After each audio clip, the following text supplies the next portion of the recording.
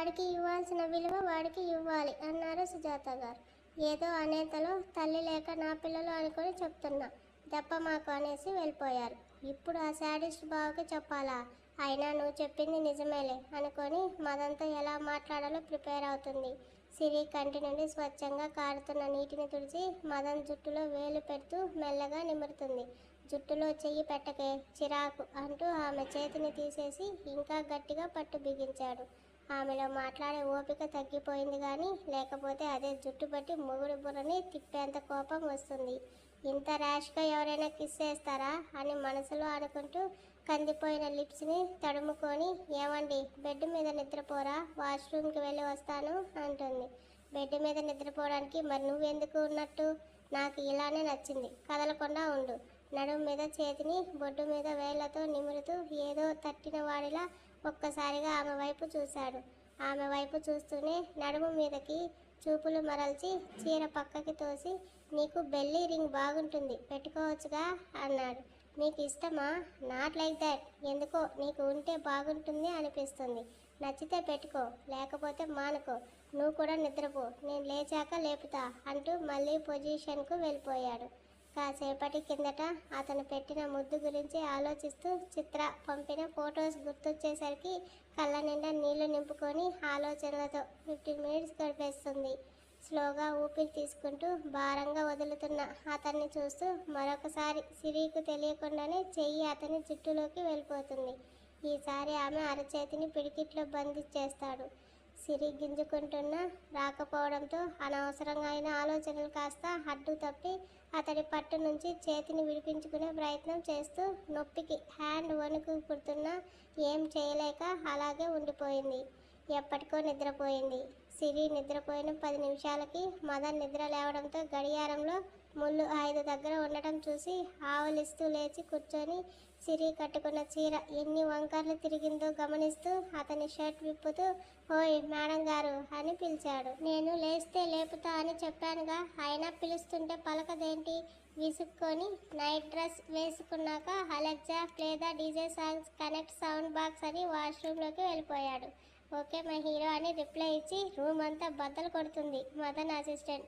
ఆ సౌండ్కి room vibrate అవుతుంటే ఏమండి భూకంపం వచ్చింది అని అరుస్తూ ఉలిక్కిపాటుగా బెడ్ దిగి సౌండ్కు కన్నపేరి బొక్కలు పడిపోతుందేమో అనిపిస్తుంటే చెవులు మూసుకొని అన్నీ ఆఫ్ చేసేస్తూ తక్కువసేపు నిద్రకు సడన్గా లేవడంతో తల పట్టేస్తుంది ఆమెకు.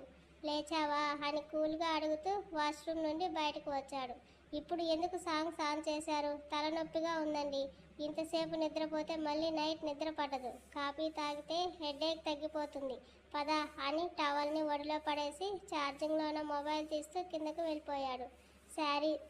సరి చేసుకుని ఫేస్ వాష్ చేసుకున్నాక కిందకు వెళ్తుంది. అప్పటికే సరియు సోఫాలో కూర్చున్న మదన్కి ఎదురుగా నిల్చొని ఉండటం వాళ్ళిద్దరిని చూస్తూ కిచెన్లోకి వెళ్ళిపోతుంది. వచ్చి 2 నిమిషాలు అయ్యింది. నీకన్నా దిష్టి బొమ్మ నయం. ఏం చెప్పడానికి వచ్చావో కక్కని విసుక్కున్నాడు మదన్.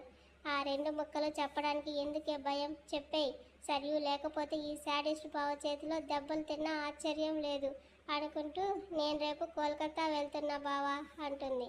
వాట్? కోల్కతా పోతున్నావా అని గట్టిగా అరిచి, వినపడదా అని మెల్లగా గొణిగింది. ముమ్ము అని నోట్లో గొనుక్కుంటే ఎవరికి వినపడి సావదు. ఇప్పుడు సడన్గా అక్కడికి ఎందుకో? దేవుడా, నాకు ఇంకాసేపు ఇలానే పేషెన్స్ ఇవ్వవయ్యా అని కోపాన్ని పంటి కింద దాస్తూ, హయ్యర్ స్టడీస్కి అక్కడే చేస్తున్నా అంది. చిన్న మేడం గారికి చదువు మీదకి సడన్గా గాలి మళ్ళింది. గుడ్. అయినా యూఎస్సీలో చేయకుండా ఏ కాలేజ్ దొరకనట్టు అక్కడికి ఎందుకు పోయావు? నేను ఇన్ఫర్మేషన్ ఇవ్వాలి అనుకుంటే ఈ ఇన్వెస్టిగేషన్ ఏంటి బావా అని సరియు అరుస్తున్న టైంకి సిరి కాఫీతో అక్కడికి వచ్చి, తన ఫేవరెట్ కాలేజ్ అండి, అందుకే అక్కడ చేస్తుందంటూ మదన్కి ఒక కప్పు అందించి మరొకటి సరియుకి అందిస్తుంది. ఒంట్లో బలుపు, నోటికి దురద ఈ 2 ఎక్కువ ఉన్న వాళ్ళకి ఇలాంటి ఇష్టాలే ఉంటాయి. నీ చెల్లితో కబుర్లాడటం తగ్గించు. దాన్ని చూసి ఇన్స్పైర్ అయిపోతే నా చేతిలో అప్పడం అయిపోతావు అంటూ కాఫీ తీసుకొని అక్కడి నుండి గార్డెన్కు వెళ్ళిపోయాడు. చేతిలో కాదురా బండబావ, కాలు కింద నలిగిపోతుంది అని గొణుగుతూ, ఇప్పుడే నార్మల్ అవుతున్నావు, ఈ పనులు అవసరమా సిరి అంటూ ఆమె చేతిలోని ట్రే తీసుకొని టీపాయ్ మీద పెడుతూ ఆమెని కూర్చోబెట్టి సిరి చేతిలో కప్పు పెట్టింది. చిరునవ్వుతో అందుకుంటూ ఆయనతో ఎందుకే రూడ్గా బిహేవ్ చేస్తున్నావు అడుగుతుంది. మీ ఆయన ఏమైనా తక్కువ? వెళ్ళిపోతున్న దాన్ని చేతిలో ఒక 25,000 పెట్టి జాగ్రత్త అని చెప్పకుండా నాకు తిక్క లేపే క్వశ్చన్స్ వేస్తున్నారు. సర్లే అరవకు, మీతో పడటం నా వల్ల కాదు, కానీ ఇక్కడే ఉండిపోవచ్చుగా. ఐ మిస్ యూ అని సరియు చేతిని చుట్టేస్తూ ఆమె భుజం మీద తల వాల్చింది. లేదు సిరి, వెళ్ళి తీరాలి. కొందరికి కొన్ని తెలియాలి అంటే దూరం తప్పదు. బావకి నువ్వు దూరంగా ఉంటే ఇష్టం పుడుతుంది అనుకుంటున్నావా అని సిరి అరగగా షాక్తో సిరి నుండి దూరమై ఈ ఇష్టం ఏంటే మెంటల్ అంటుంది తడపాటుగా. నా దగ్గర దాచాలని చూడకు. నీకు బావకి ఏమైనా గొడవ జరిగిందా? అలాంటిదేం లేదు, తప్పుగా అనుకోకు అంటూ అక్కడి నుండి వెళ్ళిపోబోతుండగా నీకు అబద్ధం ఆడటం రాదు సరియు. నా దగ్గర అస్సలు అబద్ధం చెప్పలేవు.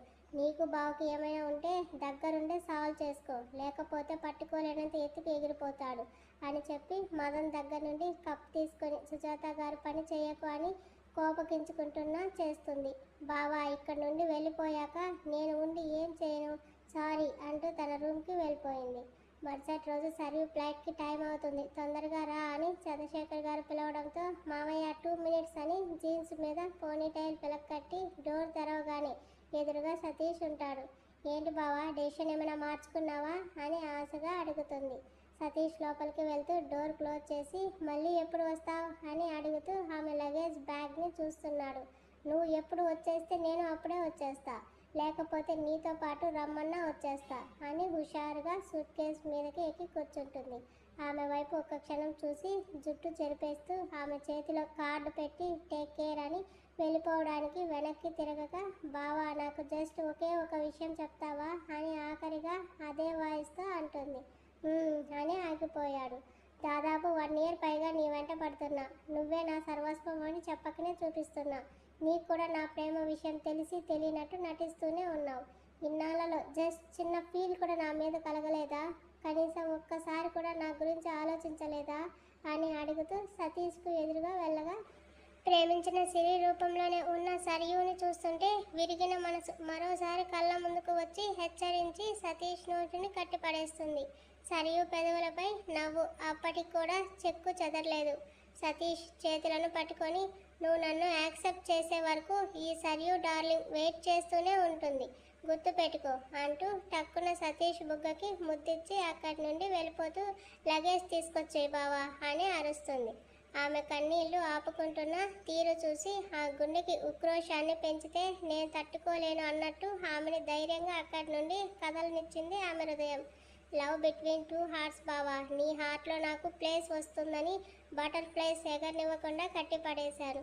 నీకు ఇష్టం లేదని తెలిసి వెళ్తున్నా. ప్రతి స్టేటస్ నువ్వు చూస్తావు. ఆఖరి అస్త్రంగా నీ ప్రేమను పొందడానికి ఈ మార్గాన్ని ఎంచుకున్నాను అంటూ హాల్కి చేరుకొని మళ్ళీ నవ్వుతూ అత్త ఫ్రిడ్జ్లో ఉంచిన నా చాక్లెట్స్ ఎక్కడ ఉన్నాయి అని డీప్ ఫ్రిడ్జ్ కూడా వెతికేస్తూ అరుస్తుంది. మదన్కు చాక్లెట్స్ నచ్చక బయట పారేశాడు అని మనసులో అనుకుంటూ తినేశాను సరియు అన్నారు ఆమె. సతీష్కి ఆమెది చిన్నపిల్ల మనస్తత్వం అనుకోవాలో మెచ్యూరిటీ లేని పిచ్చి ప్రేమ అనుకోవాలో అర్థం కాక సందిగ్ధంలో మునిగి కర్చీఫ్తో చిక్ క్లీన్ చేసుకుంటూ స్పెట్స్ పాకెట్లో పెట్టి హ్యాండ్స్ స్లీవ్స్ ఫోల్డ్ చేశాక లగేజ్లో అందుకొని కిందకి బయలుదేరాడు. సిరి, నాకు నీ వాయిస్ బాగా డిస్టర్బ్ చేస్తుంది, మూతికి ఏదో ఒకటి కట్టుకొని ఏడువు, డిస్టర్బెన్స్కే మమ్మీలా తయారయ్యావు అని చిరాకు పడుతూ బెడ్ మీద కూర్చొని ల్యాప్టాప్ మీద వేళ్ళు కదిలిస్తున్నాడు. సరియుని ఏదో ఒకటి చేసి వెళ్ళకుండా ఆపొచ్చు కదండి, తను ఇలా వెళ్ళిపోతుంటే బాగా ఏడుపు వస్తుంది అని కష్టంగా కన్నీటి సౌండ్ గొంతు నుండి ఆపుకుంటూ ఉంటుంది. ఇక్కడ నుండి వెళ్ళిపోయి హెల్ప్ చేస్తుంటే ఆపమని మొక్కులు కట్టుకుంటున్నావేంటి అని విసుగ్గా అంటూ అది వెళ్ళే టైం అయ్యింది, సైలెంట్గా నాతో పాటు వచ్చి సెండ్ ఆఫ్ ఇచ్చేయి అని ల్యాప్టాప్ పక్కన పెట్టి ఆమె కట్టుకున్న శారీ గరుకుగా ఉంటుందన్న విషయం గుర్తించకుండా బయట కొంగుతో ఆమె కళ్ళు రుద్దేసి బొట్టు చెరిగిపోవడంతో దాన్ని సరిదిద్దుతూ పద అని ఆమె చెయ్యి పట్టుకుని బయలుదేరాడు. సిరిని గట్టిగా హక్ చేసుకుంటూ బావతో జాగ్రత్త, నిన్ను కొడితే కామ్గా ఉండకుండా నువ్వు కూడా ఒకటి పీకు, అప్పుడు బావే కాస్త కంట్రోల్లోకి వస్తాడు. ఏదైనా షేర్ చేసుకోవాలని ఉంటే నాకు కాల్ చేసి మాట్లాడు, ఐ మిస్ యూ అని గాఢంగా ఊపిరి వదిలి కారులో కూర్చుంటుంది.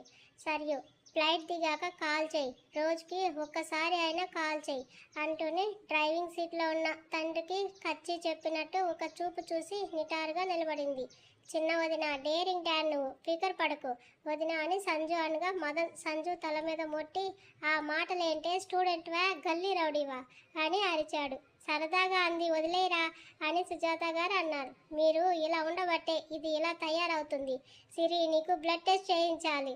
తొందరగా నీ చెల్లిని పంపించాక హాస్పిటల్కి రెడీ అవ్వు అని సరియు వైపు ఒకసారి చూసి టేక్ కేర్ అన్న మాట నాలుగు వరకు వచ్చినా ఆమె పొగరు గుర్తొచ్చేసరికి విసుక్కుంటూ వెళ్ళిపోయాడు.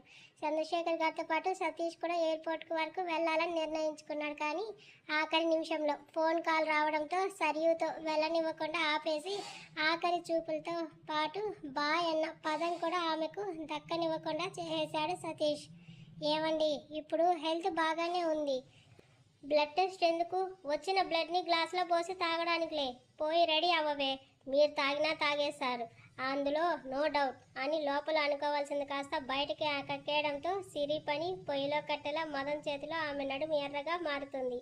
కెవ్వు నరిసిన సిరి అరుపుకి ఆమెని సైడ్ లైన్ టేబుల్ మీదకి ఎక్కించి రెండు చేతుల్లో నడుముని ఇంకాస్త గట్టిగా పట్టుకుంటాడు. అప్పటికి కానీ అర్థం కాదు టైగర్ చేతిలో టాయిలా చిక్కుకున్న విషయం. ఏంటే బలుపా ఎక్స్ట్రాలు పేలుతున్నావు? చెల్లి వెళ్ళగానే ఆ గాలి ఇటు మళ్ళినట్టు ఆ క్యారెక్టర్ ఇక్కడికి షిఫ్ట్ అయింది ఏంటి అంటూ ఆమెకు మధ్యలో నిల్చొని చేతులతో ఒత్తేస్తూ ఆమె ఫిజిక్ని కొలుస్తూ చూసే పనిలో పడ్డాడు. జోక్ చేశానండి. నాకు ఇంజెక్షన్ అంటే కాస్త భయం. మెలకువలో ఉన్నప్పుడే వాళ్ళు నీడిల్ లోపలికి పొడిచి బ్లడ్ బయటకు తీస్తారు. అందుకే అలా అన్న. నొప్పి పెడుతుంది, వదలండి అంటూ మదన్ చేతుల మీద చేతులు వేసింది. ఎవ్రీ మంత్ బ్లడ్ టెస్ట్ చేయించుకోవడం మంచిది. ఏమైనా రోగాలు ఉంటే తెలుస్తుంది. అవుట్ సైడ్ ఫిజిక్తో పాటు ఇన్సైడ్ హెల్త్ కూడా చేయించుకోవాలి అని తెలిసిన దట్ లేడీ ఐన్స్టీన్వే అనుకుంటే వెర్రి వెంగళప్పలా కనిపిస్తున్నావు. పైగా ఎదురు జవాబులు ఒకటి. నేనెప్పుడు మీకు ఎదురు జవాబు ఇవ్వలేదు, జస్ట్ జవాబు ఇచ్చాను. ఇలా రఫ్గా పట్టుకుంటే శారీ కట్టుకున్నప్పుడు ఇబ్బంది అవుతుందండి అని తలదించేస్తుంది. కవర్ చేసుకో. మదన్ వైపు గుర్రును తలెత్తి చూసి నొప్పికి కంట్లో నీళ్లు తిరుగుతుంటే మౌనంగా పాటిస్తుంది. ఆమె సైలెంట్నెస్ అతడికి స్వీట్ తగిలి చేతి పట్టు లూజ్ చేయగా, నిన్న ఒక విషయం చెప్పాను గుర్తుందా? అనుమానంగా చూస్తూ అడిగాడు. మరి ఇప్పటి వరకు నన్నేం అడగలేదు. ఆ విషయం నాకు తెలుసు. వాట్ అని కనుబొమ్మలు ముడుస్తూ అరవగా, కోప్పడొద్దు, తన బిహేవియర్ చూసి అనుకున్నాను. అందుకే ఆ రోజు హోటల్లో మీతో అలా బిహేవ్ చేశాను. చిన్న మామయ్య బాధపడటం నాకు ఇష్టం లేదు. సో నువ్వే చిత్రాతో మాట్లాడతావా? మదన్ మాటకి మనసులో చోటు చేసుకున్న భయం పడాపంచలైపోగా దగ్గరగా ఉన్న అతన్ని చుట్టూ కాళ్ళు బిగించి మెడ చుట్టూ చేతులు బిగిస్తూ అని సంతోషంగా అతడి చెంపలకు ఆమె చెంపలను రాస్తుంది. ఏయ్, ఎక్కడో టచ్ అవుతున్నావు, నీకు తెలుస్తుందా అని హస్కీగా అంటూ ఆమె నడుము మీద చేతులు థైస్ మీదకు పోనించి మెల్లగా నిమురుతూ సిరి బుగ్గకి బైట్ గిఫ్ట్గా ఇచ్చాడు. ఇప్పటి వరకు కోపంగా మరియు సంతోషంలో ఉన్న ఇద్దరు ఒకేసారి ఫిజికల్గా దగ్గర ఉండడం గమనించి వాయిస్కు ఆమె బుగ్గలు ఎరుపెక్కి పోగా అతని చుట్టూ వేసిన కాళ్ళు తీసి ఒక్కసారిగా కిందకి దిగిపోయింది. మదన్ ఇంకా అదే పొజిషన్లో ఉండడంతో సిరిను వెళ్ళనివ్వకుండా ఆమెని మళ్ళీ బెంచ్ ఎక్కించి ఒక్కో నెంబర్ పెరుగుతున్న హార్ట్ బీట్ని గమనిస్తూ గాఢంగా ఊపిరి వదిలి ఆమె నెక్ బైట్ చేశాడు. తమకంతో ఒంట్లో వేడి సెగలు పుట్టి సిరి చేతులు మదన్ కాలర్ని పట్టుకొని అతన్ని వెనక్కి తోస్తుండగా టక్ టక్కుమని షర్ట్ బటన్స్ తెగి నోటి నుంచి వచ్చిన మోన్స్కు ముద్దు కాస్త ఘాటుగా మారగా కులసూత్రం చైన్ని పక్కకి తోసి కొరికేశాడు. బావా అని మత్తుగా పిలిచింది. Shoe don't provoke me like that అంటూ హ్యార్ష్గా ఆమె లిప్స్ని కోరికి ఇంతవరకు ఉన్న మూడ్ కాకుండా ఈవిల్ మూడ్లోకి షిఫ్ట్ అయ్యాడు. సిరిని ఒక్కసారి చూసి మోకాల వరకు చీరను ఎత్తుతున్న చేతులు వదిలేసి తొందరగా రెడీ అవ్వు అని కఠినంగా అంటూ షర్ట్ చేంజ్ చేసుకోవడానికి వెళ్ళాడు. మదన్ వెళ్ళిపోగానే కిందకి దిగి నీరసంతో అద్దం ముందుకు వెళ్తూ ఆగమన్నా ఆగని మనిషి. ఆ పిలుపుకి ఆగిన కారణం తెలియక ఆలోచిస్తూ నెక్ మీద బయటికి వచ్చిన ప్లేస్లో పౌడర్ అద్దేస్తూ మంట పెడుతున్న లిప్స్కి లిప్ బామ్ పూసుకొని స్ట్రాతో పీల్చేసినట్టు ఆమె ఎనర్జీని మదన్ లాగేసుకోవడంతో వాటర్ తాగి 10 సెకండ్స్ బెడ్ మీద వాలిపోయింది. ఆఫ్టర్ 5 మినిట్స్ ఏయ్, ఇంకా ఎంతసేపు వెయిట్ చేయాలి, వస్తున్నావా లేదా అని హెయిర్ లెఫ్ట్ ఓవర్ కట్లో సైడ్ చేస్తూ షూ వేసుకొని అరిచాడు. వచ్చేసానండి, బయలుదేరదామా అంటూ సింపుల్గా శారీ కట్టుకు బయలుదేరింది. హాయ్ బావా, ఏమైనా హెల్త్ ప్రాబ్లమా, హాస్పిటల్కి వచ్చావు అని పక్కన సిరిని చూస్తూనే కావాలని తనకు దగ్గరగా వెళ్తూ అతని ఫోర్ హెడ్కి చేయి పెడుతుంది. నథింగ్ చిత్ర, మావయ్య ఎక్కడ? క్యాబిన్లో అని సిరి అరచేతిలో అతని చెయ్యి పెనవేసి పెద్ద పెద్ద అడుగులతో లాక్కుపోతున్నాడు. నువ్వు నన్ను ఉడికించడానికి సిరి చేయి పట్టుకున్నావని తెలుసు బావా. నువ్వు తనతో గడిపిన నాకేం ప్రాబ్లం లేదు, కానీ ఎప్పటికీ అయినా నా వాడివి అయితే చాలు, నా ప్రేమ అర్థం చేసుకుంటే చాలు అని మదన్తో పాటు వెళ్తూనే అంటుంది చిత్ర. నా సొంతం అనుకున్న వాళ్ళ మీద చంపేసేంత కోపమైనా పుడుతుంది. నా మనసులో నాది అన్న స్థానం లేకపోతే వాళ్ళ మీద అసహ్యం మాత్రమే పుడుతుంది. ఇప్పుడు కూడా అదే ప్రభావంగా చిత్ర మాటలకి అతడి అరచేతిలో ఇమిడిన సిరి చెయ్యి నలిగిపోతుంటే ఇది వరకు ఒకసారి డ్యామేజ్ అయిన హ్యాండ్ వలన ఈసారి తొందరగానే నొప్పి ప్రభావం చూపించి మౌనంగా భరిస్తూ పళ్ళను బిగబట్టి కలిసి ఉన్న ఆ చేతులనే చూస్తూ ఊరుకుంది. నా బ్లాక్ వచ్చింది, వెళ్తున్నా బావా అని చిత్ర వెళ్ళిపోగా సిరి నోటికి ఉన్న మాస్క్ని తీస్తూ తన మాటలు పట్టించుకోవద్దండి అని అంది. అయినో వాటుడు, నువ్వు తనతో జస్ట్ వన్స్ మాట్లాడు, ఆ తర్వాత కూడా తను నీ మాట వినకపోతే నేను హ్యాండిల్ చేస్తా అంటూ అపాయింట్మెంట్ ఆల్రెడీ ఫిక్స్ అయిన వద్దకు సిరిని తీసుకువెళ్ళాడు. హాస్పిటల్కి బ్లడ్ టెస్ట్ అని తీసుకువచ్చి ఇంకా ఏవేవో టెస్టులు కూడా చేయిస్తుండడంతో సిరికి ఏం అర్థం కావట్లేదు. కొన్ని బాడీ టెస్టులు జరిగిన తర్వాత డాక్టర్ సిరిని బయటకు పంపించి మదన్ని లోపలికి పిలిచారు.